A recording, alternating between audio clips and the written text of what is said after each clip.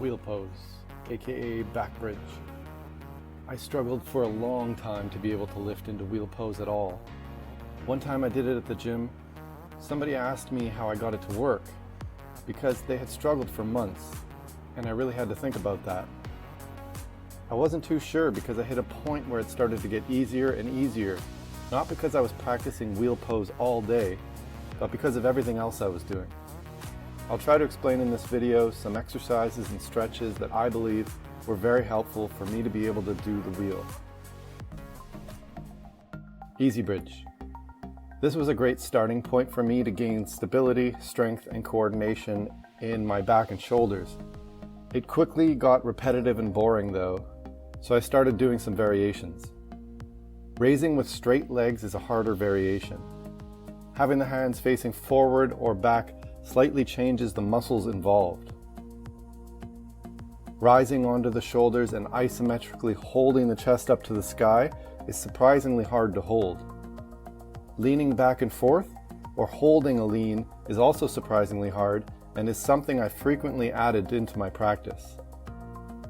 One mobility exercise that helped me a lot was the butcher's block. Keeping the elbows in is important for making the exercise effective. This is also very useful for anyone practicing their handstand.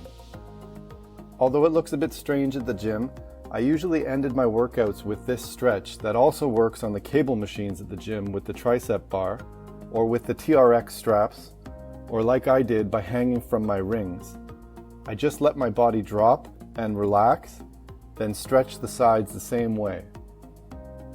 One of Ido Portal's favorite stretches is to just hang from a bar, and I do that a lot as well. I make sure to have a firm grip where my thumb is able to touch my fingers, otherwise I'll end up barely holding onto the bar and risk having wrist pain. A simple stretch that imitates a portion of the wheel is to lean back and grab the feet on the outside. Then I raise my chest to the sky to increase the stretch. This is especially great for stretching out the abdominals, which are often tight, especially for someone like me who used to do way too many crunches. One thing that helped me get more of the flexibility I needed to do the wheel without feeling like I was an elastic band that was so stretched it would snap is to hang over a Swiss ball for about 15 minutes. I conveniently mix this into meditation time or some other quiet time, and it's a great feeling for the body and the mind to just lie there.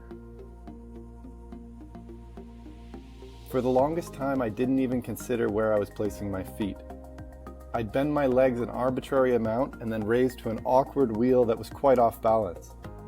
Now I simply bring my heels to touch my butt and keep my feet planted there. While in wheel, I can always adjust one foot at a time if I want, but in general, this starting point works well to have my knees above my feet while in the wheel. It took me a long time to realize that my hands were in the wrong position while I was up in wheel. Of course, that caused wrist pain and made it harder to hold at the top. Here's what I was doing when I prepared my hands for the bridge. They were at an angle before I even lifted up. Now what I do is first touch my fingers to my shoulders and then bend my elbows out. Although it feels awkward while on the ground, it makes much more sense while lifting up and keeps me from having any wrist pain. Another thing that helped me a lot was to make sure I raised my lower body before attempting to raise my upper body. I see a lot of people trying to raise everything at once and then ending up way off center. In that position, you need so much strength to compensate for the imbalance that the exercise just got way harder than it needs to be. I'd often record myself from a side angle to be sure my knees remained above my feet, and this is what eventually made me see how bad my original hand positioning was. It's also a good way to see how smooth the rise is and what muscles might be the weak point. Once I was able to maintain the wheel, I began doing wheel push-ups. I find this a great body weight exercise, but without being able to hold proper form, it's not a good idea because there are so many ways to improperly compensate.